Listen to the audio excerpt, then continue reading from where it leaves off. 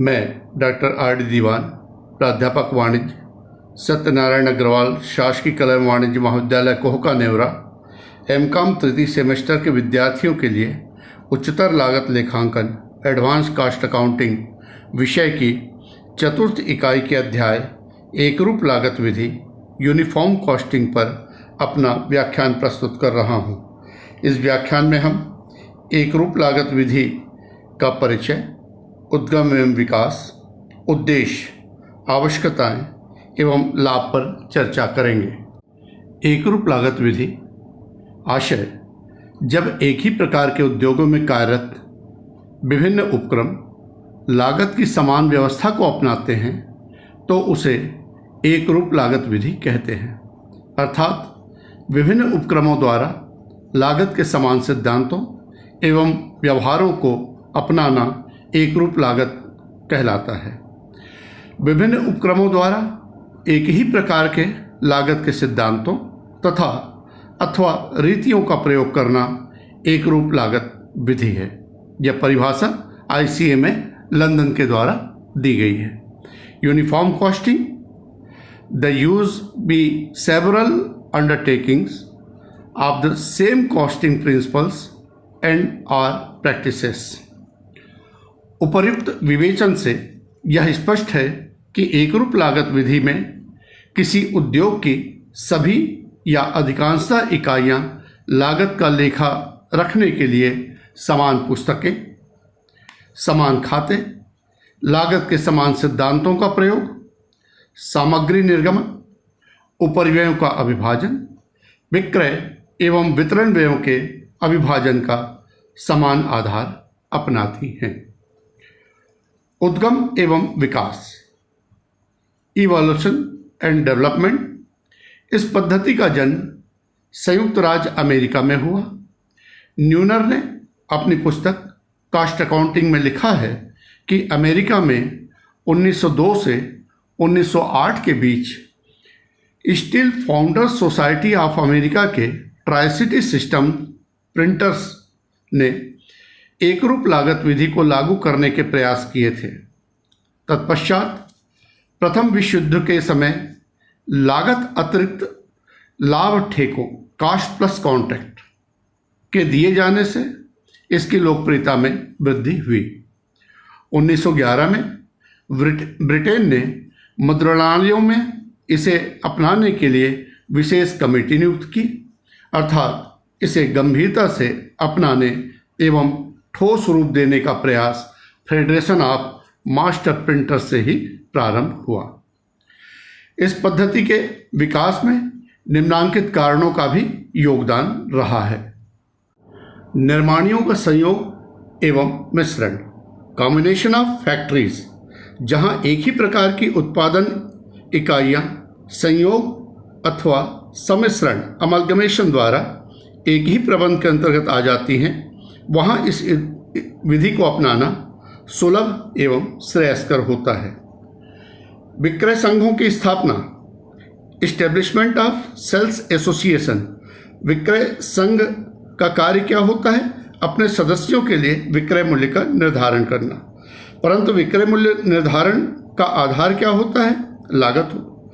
और यदि लागत सही रूप से एकरूपता से विक्रय संघ को मिले तो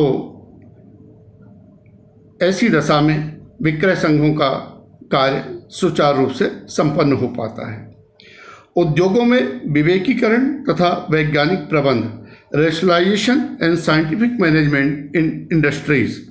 तर्क एवं विवेक पर आधारित एक ही प्रकार के उद्योग उत्पादन व्यय को कम करने के लिए एकरूप लागत विधि को अपनाना उचित समझते हैं।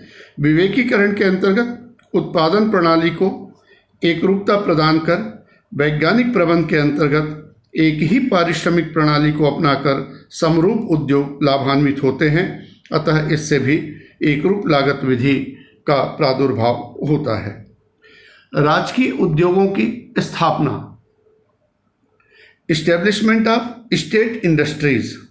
सरकारी क्षेत्रों में जब एक ही उपक्रम के अंतर्गत अनेक इकाइयां चलती हैं, जैसे भारत में स्टील उद्योग को ही ले लें, तब प्रत्येक इकाई एकरूप लागत विधि अपनाना पसंद करती हैं ताकि सरकार द्वारा जो मांगी गई सूचनाएं हैं वह एक रूपता से पहुंच सके और उनका तुलनात्मक अध्ययन किया जा सके।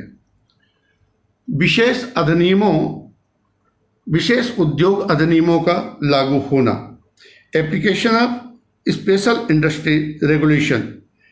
कभी कभी एक देश की सरकार अपने अधिनियमों की सहायता से कुछ उद्योगों द्वारा उत्पादित वस्तुओं का लागत मूल्य निर्धारित करने का आधार प्रदान करती हैं। उस दशा में वे उद्योग जो एक ही प्रकार के एकरूप लागत विधि अपनाना उचित समझते हैं, जैसे बिजली सप्लाई कंपनी है, गैस सप्लाई कंपनी है, पेट्रोलियम कंपनी है या स्टील एसोसिएशन है, तो यहाँ पर इस तरह से ये विशेष अधिनियम के अंतर्गत इनका लागू होना आसान हो जाता है। एकरूप लागत विधि के उद्देश्य, ऑब्जेक्टिव्स ऑफ यूनिफॉर्म कॉस्टिंग, तुलनात्मक अध्ययन पहला उद्देश्य है कंपैरेटिव स्टडी। एक ही प्रकार की विभिन्न औद्योगिक इकाइयों की उत्पादन लागतों एवं लाभदायकता की तुलना अधिक शुद्धता के साथ करना इस एकरूप लागत विधि का प्रमुख उद्देश्य है। अस्वस्थ प्रतियोगिता की समाप्ति, एंड ऑफ अनफेयर कंपटीशन। एकरूप लागत व्यवस्था के आधार पर सर्वमान्य लागत की गणना करके उचित मूल्य निर्धारित कर आपस में अस्वस्थ प्रतियोगिता समाप्त किया जा सकता है। कार्यकुशलता का मापन, मेजरमेंट ऑफ इफिशियंसी। विभिन्न इकाइयों की लागत की तुलना करके श्रमिकों एवं इकाइयों की कार्यकुशलता का मापन करना इसका उद्देश्य है। लागत नियंत्रण अर्थात कॉस्ट कंट्रोल। विभिन्न इकाइयों की लागत की तुलना करके अधिक लागत वाली इकाइयों में अधिक लागत के कारणों का पता लगाना और उन्हें नियंत्रित करने का उपाय करना। नीति निर्धारण, पॉलिसी फॉर्मेशन। एक ही आधार पर तुलनात्मक आंकड़े मिलने पर व्यवसाय से संबंधित नीति निर्धारण में सहायता प्राप्त करना। प्रमापीकरण का सुनिश्चितीकरण, स्टैंडर्डाइजेशन, कंफर्मेशन। जितनी भी शामिल होने वाली इकाइयां हैं, इनके सबके कार्यों का प्रमापीकरण करना व उनमें एकरूपता लाना एकरूप लागत विधि का प्रमुख उद्देश्य है। लागत के आंकड़ों की प्राप्ति, ऑब्टेनिंग कॉस्ट डाटा। प्रमाप लेखांकन के लिए व्यावहारिक लागत आंकड़े प्राप्त करना भी इसका उद्देश्य है। भावी उत्पादन प्रणाली, फ्यूचर प्रोडक्शन सिस्टम। उत्पादन कार्य प्रणाली को अधिक प्रभावी, सुगम एवं चुस्त बनाना इसका उद्देश्य है। कार्य आदेशों का उचित वितरण, proper distribution of work order. कार्य आदेशों का उत्पादन इकाइयों में मितव्ययी एवं समुचित ढंग से वितरण करना इस प्रणाली का उद्देश्य है। लागत में कमी, कॉस्ट रिडक्शन, जो मुख्य उद्देश्य है उत्पादन, प्रशासन और विक्रय व वितरण व्यय में कमी करना एवं स्थायी लागतों पर नियंत्रण करना। एकरूप लागत विधि की स्थापना हेतु आवश्यकताएं, आपसी सहयोग एवं विश्वास, म्यूचुअल ट्रस्ट एंड कोऑपरेशन। जिन उपक्रमों या इकाइयों में एकरूप लागत विधि अपनाई जा रही है, उनमें आपसी सहयोग एवं विश्वास की भावना आवश्यक है, तभी इस विधि को प्रभावी ढंग से अपनाया जा सकता है। सूचनाओं का स्वतंत्र आदान प्रदान, इंफॉर्मेशन इज फ्रीली एक्सचेंज। एकरूप लागत विधि अपनाने वाली इकाइयों में आपस में स्वतंत्र रूप से विचारों, रीतियों एवं समंकों के आदान प्रदान की भावना रहनी चाहिए, तभी यह विधि सफल हो सकती है। छोटी इकाइयों की सहायता, सपोर्ट ऑफ स्मॉल यूनिट्स। बड़ी इकाइयों में यह प्रवृत्ति होनी चाहिए कि वे शोध एवं विकास के लाभों, उत्पादन प्रक्रिया में सुधारों, कार्यकुशलता की उपलब्धियों इत्यादि के संबंध में अपने अनुभव छोटी इकाइयों को उपलब्ध कराने को तैयार रहें। आपसी प्रतिस्पर्धा व द्वेष भाव ना हो। There should be no competition and hostility. एकरूप लागत विधि अपनाने वाली सभी इकाइयों में आपसी प्रतिस्पर्धा एवं द्वेषभाव नहीं होना चाहिए। सदस्यों को अपने विचार स्पष्ट रूप से रखने चाहिए और किसी भी तरह सूचनाओं को छिपाना नहीं चाहिए। सामान्य हित, कॉमन इंटरेस्ट। एकरूप लागत विधि अपनाने वाली सभी फर्मों का कोई सामान्य हित अवश्य होना चाहिए, जैसे समान मूल्य पर विक्रय करना है या अंतः फर्म तुलना है या लागत नियंत्रण है इत्यादि। एकरूपता का आधार, बेसिस ऑफ यूनिफॉर्मिटी। यदि एकरूप लागत विधि को पूर्ण रूप से अपनाया जा रहा हो तो कुछ बिंदु हैं जिन पर स्पष्ट निर्णय लेना चाहिए जिससे एकरूप लागत विधि को अधिक प्रभावी बनाया जा सके, जैसे लागतों के संग्रहण, वर्गीकरण, विश्लेषण तथा तुलना करने के लिए लागत केंद्रों का निर्धारण करना, लागत पद्धति तथा लागत तकनीकों का निर्धारण करना, लागत में शामिल किए या न किए जाने वाले व्ययों का निर्णय, स्वयं के कारखाने का किराया, पूंजी पर ब्याज जैसी मदों को शामिल करने या न करने का निर्णय, स्टोर से निर्गमित सामग्री का मूल्यांकन तथा पारिश्रमिक का लेखांकन किस तरह किया जाना है, पारिश्रमिक पद्धति पर विचार, उपरिव्ययों के अविभाजन व अवशोषण के आधार का निर्धारण करना, स्टॉक तथा चालू कार्य के मूल्यांकन की विधि क्या होगी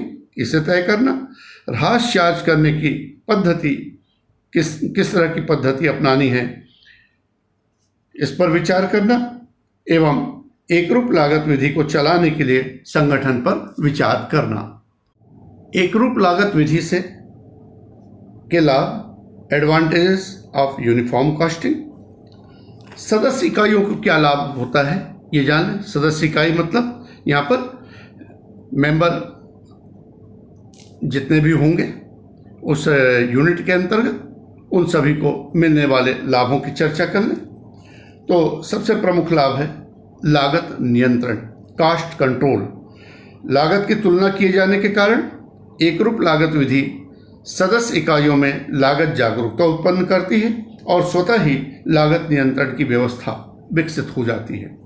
प्रभावशाली प्रबंधकीय नियंत्रण, इफेक्टिव मैनेजरियल कंट्रोल। एकरूप लागत विधि प्रबंधकीय नियंत्रण का महत्वपूर्ण उपकरण है। व्यक्तिगत इकाइयों के कार्य निष्पादन को पूरे उद्योग के लिए निर्धारित मापों के आधार पर समझा जा सकता है।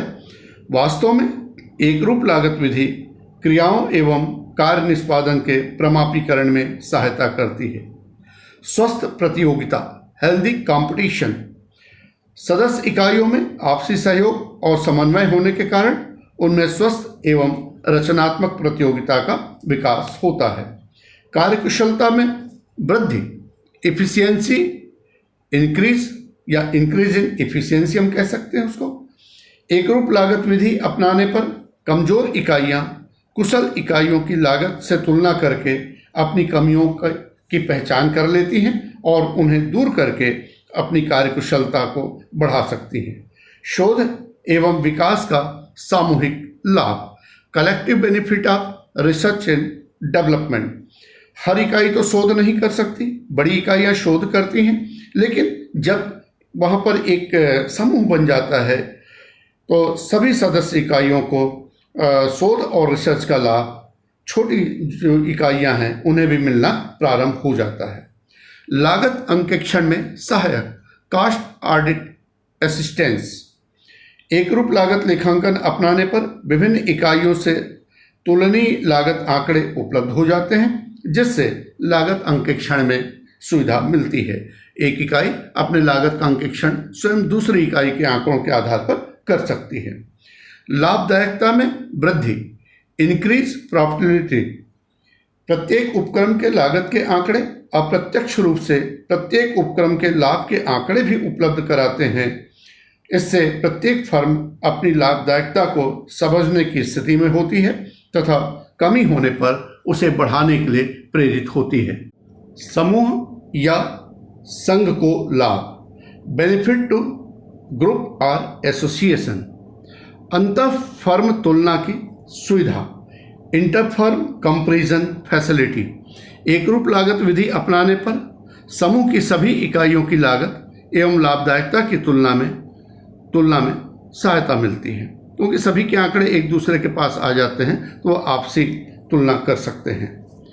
नीति निर्धारण में सहायता, पॉलिसी मेकिंग असिस्टेंस, समूह की विभिन्न इकाइयों में एकरूप लागत विधि अपनाने पर उनके संबंध में तुलनात्मक आंकड़े उपलब्ध हो जाते हैं।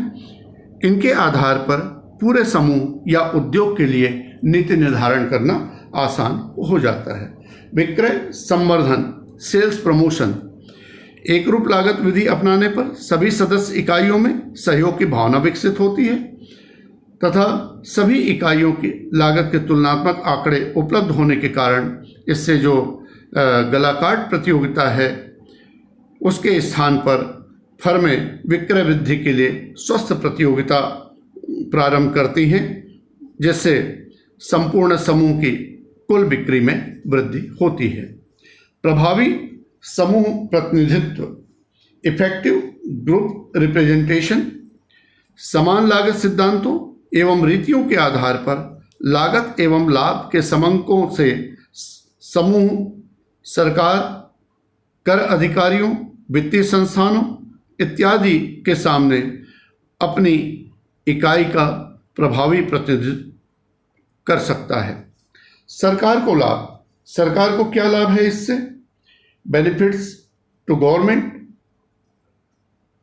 करों से उचित आय, रीजनेबल इनकम फ्रॉम टैक्सेस, एकरूप लागत विधि में विभिन्न उपक्रमों के तुलनीय आंकड़े उपलब्ध होने के कारण कोई उपक्रम अपनी आय की वास्तविक स्थिति छुपा नहीं सकता, अतः सरकार को करों से उचित आय प्राप्त होती है। मजदूरी निर्धारण में सहायता, policy assistant to wage determination, एकरूप लागत विधि से उपलब्ध समंकों के आधार पर सरकार को न्यूनतम और उचित मजदूरी निर्धारण करने में सहायता मिलती है। नीति निर्धारण में सहायता, पॉलिसी मेकिंग असिस्टेंस, इस लागत विधि में उपलब्ध सूचनाओं के आधार पर सरकार को उद्योग विशेष के संबंध में राजकोषीय नीति है, आयात निर्यात नीति है, लाइसेंस नीति है इत्यादि के निर्धारण में सहायता मिलती है। और साथ ही प्रभावी मूल्य नियंत्रण, इफेक्टिव प्राइस कंट्रोल, जनोपयोगी उत्पाद हैं जैसे, तो एकरूप लागत विधि के कारण जो लागत के समंक सरकार के पास पहुंच जाते हैं, तो ऐसी दशा में जनोपयोगी उत्पादों के मूल्य निर्धारण करने में सरकार को सहायता मिलती है। श्रमिकों को लाभ, श्रमिकों को क्या लाभ है इससे?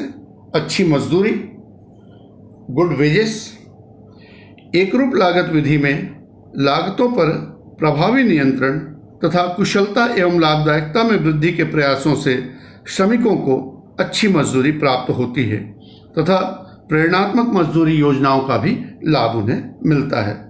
श्रम आवर्तन में कमी, रिडक्शन इन लेबर टर्नओवर, श्रम आवर्तन जैसे मतलब एक फैक्ट्री से छोड़कर दूसरी फैक्ट्री श्रमिक जाते हैं उसे हम श्रम आवर्तन कहते हैं।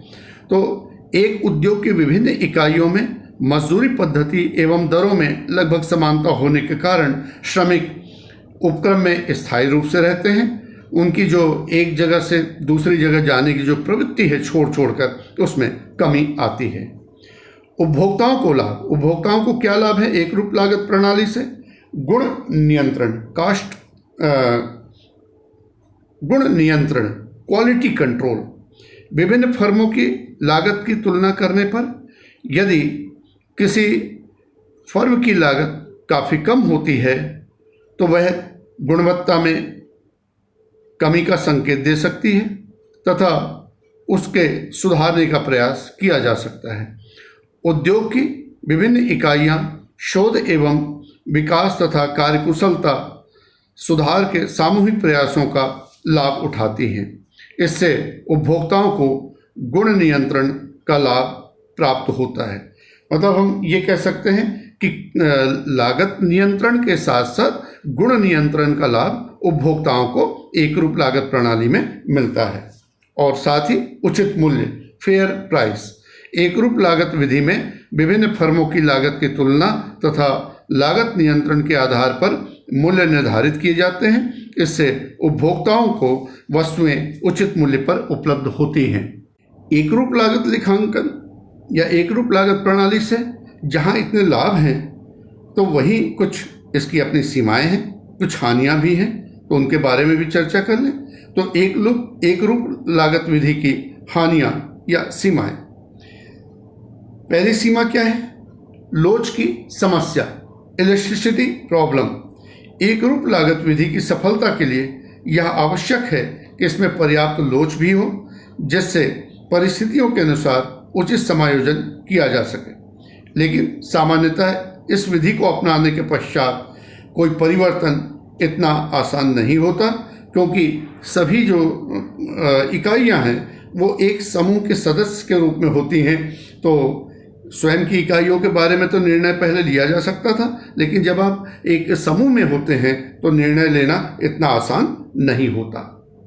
एकाधिकारी प्रवृत्तियां, मोनोपोलिस्टिक टेंडेंसीज। इस विधि में सभी सहयोगी सदस्य मिलकर उत्पाद का एकाधिकारी मूल्य निर्धारित कर सकते हैं।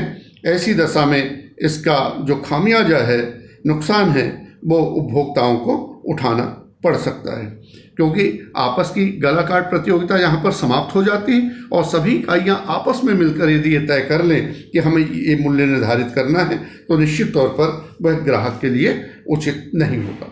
गोपनीयता, प्राइवेसी। प्रत्येक उपक्रम अपनी लागत या तकनीक के बारे में कुछ न कुछ गोपनीयता रखना चाहता है, लेकिन एक रूप लागत अपनाने पर यह संभव नहीं है कि प्रत्येक इकाई अपने तथ्यों को गोपनीय रख सके। छोटी इकाइयों के लिए अधिक व्ययी, more expensive for smaller units. छोटी इकाइयों के लिए एक रूप लागत विधि स्थापित करना तुलनात्मक रूप से ज़्यादा खर्चीला होता है। पूर्ण एक रूपता अपनाने में कठिनाई, difficulties in adopting complete uniformity.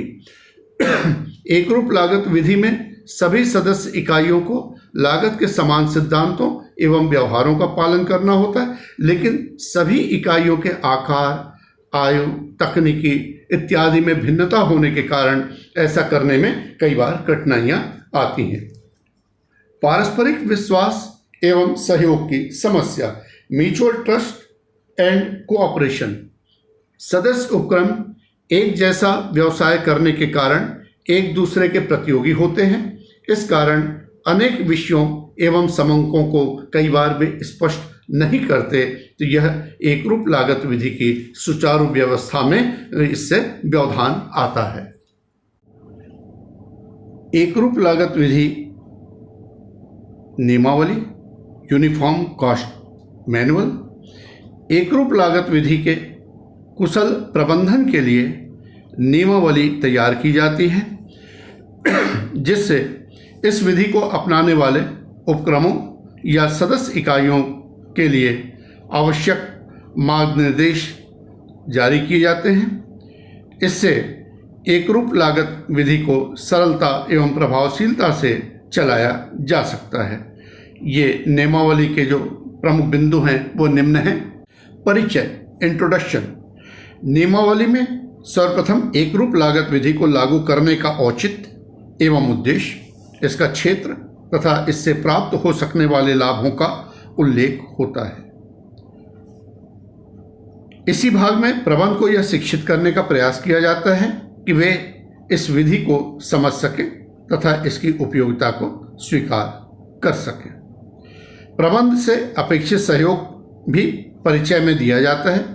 कुल मिलाकर हम ये कह सकते हैं कि एक रूप लागत विधि के आशय, उपयोगिता, उपयुक्तता तथा अपेक्षाओं से संबंधित होता है। परिचय। संगठन, ऑर्गेनाइजेशन। नियमावली में उस संगठन व्यवस्था का विवरण भी दिया जाता है जो इस विधि को संचालित करने के लिए अपनाया जाएगा। इसके लिए विकल्प होते हैं, 2 विकल्प हैं। प्रथम, सदस्य इकाइयों के लागत लेखाकारों को लेकर उनका समूह बना लिया जाए और एक विस्तृत रूपरेखा उनसे तैयार करा ली जाए, या फिर दूसरा कि बाहरी विशेषज्ञों की सहायता से कार्य योजना तैयार कर ली जाए। संगठन शीर्षक में उन चरणों का उल्लेख भी होता है जिनमें इस विधि को लागू करने का निर्णय लिया जाता है। लेखांकन व्यवस्था, अकाउंटिंग सिस्टम नियमावली के इस खंड में लेखा विधि के सामान्य सिद्धांतों, संकेतन की प्रकृति, प्रयुक्त शब्दावली की व्याख्या तथा खाता पुस्तकों के विवरण एवं वर्गीकरण का उल्लेख दिया जाता है। लागत लेखांकन व्यवस्था, यह नियमावली का सर्वाधिक महत्वपूर्ण हिस्सा होता है। इसमें जो सूचनाएं सम्मिलित होती हैं वो किस तरह की होती हैं? लागत विधि, जैसे उपकार्य विधि है कि प्रक्रिया लागत विधि है, कौन सी लागत विधि? लागत तकनीकी, जैसे प्रमाणित लागत है, प्रमापित लागत है या सीमांत लागत है इत्यादि। लागत एवं वित्तीय लेखों के मध्य संबंध किस तरह का होगा, इसकी भी चर्चा यहाँ पर होती है। खातों के एकीकरण की व्यवस्था, लागत में शामिल की जाने वाली और न की जाने वाली मदों का विवरण, विभागों का उत्पादक एवं सेवा विभागों में वर्गीकरण, सामग्री लागत, हस्तन एवं भंडारण, हैंडलिंग और स्टोरिंग, अवशिष्ट मतलब वेस्टेज, दोषपूर्ण कार्य, क्षय, वेस्टेज इत्यादि, जो स्पॉइलेज वगैरह होता है इत्यादि का लेखा, सामग्री निर्गमन की मूल्य नीति, प्रत्यक्ष एवं अप्रत्यक्ष सामग्री का वर्गीकरण इत्यादि। इसी तरह श्रम से संबंधित प्रत्यक्ष एवं अप्रत्यक्ष मजदूरी का वर्गीकरण, निष्क्रिय समय जो आइडल टाइम होता है, अधिक समय ओवर टाइम तथा पारिभत्तों का लेखा, उपरिव्यय वर्गीकरण, अविभाजन एवं अवशोषण की प्रक्रिया क्या होगी, इसके लिए भी नियमावली तैयार करना। सूचनाओं का प्रस्तुतिकरण, प्रेजेंटेशन ऑफ इंफॉर्मेशन, उस भाग में उन प्रारूप एवं विषय सामग्री का उल्लेख किया जाता है जिस आधार पर सूचनाएं तैयार एवं प्रस्तुत की जानी हो, जिससे अंशधारियों, प्रबंध एवं समूह संगठन को समंकों एवं परिणामों की उचित जानकारी दी जा सके। इसके साथ ही विभिन्न लागत अनुपातों तथा अन्य वित्तीय अनुपातों का विवरण भी दिया जाता है, जिसके माध्यम से सूचनाओं को सापेक्ष रूप से प्रस्तुत किया जाए। इसके अतिरिक्त विविध सूचनाएं, मिसलेनियस इंफॉर्मेशंस, इस शीर्षक में लागत व्यवहार एवं लेखांकन से संबंधित अन्य विविध सूचनाएं भी प्रदान की जाती हैं। उम्मीद है इस व्याख्यान से आपको यूनिफॉर्म कॉस्टिंग को समझने में सहायता मिली होगी। धन्यवाद।